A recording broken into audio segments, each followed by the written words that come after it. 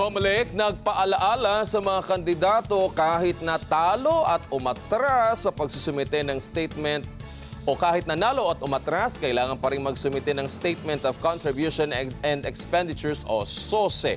Alamin natin yan kay Mads Villar Moratilio. Mads. Yes, Wedge, nagpaalala ang Commission on Elections sa mga kumandidato na naluman o hindi na huwag kalimutan magsumite ng Statement of Contribution and Expenditures.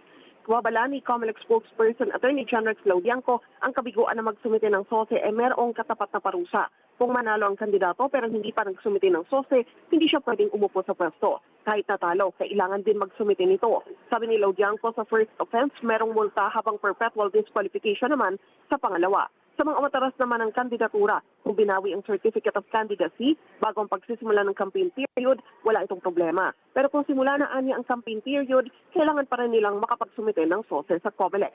Ang panahon ng paghahain ng SOSE ay nagsimula na pagkatapos ng eleksyon noong Mayo 13 o noong Mayo 13 at tatagal ito hanggang sa Hunyo 11. Balik sa inyo dyan, Wedge. Maraming salamat, Mads Villar Moratilio.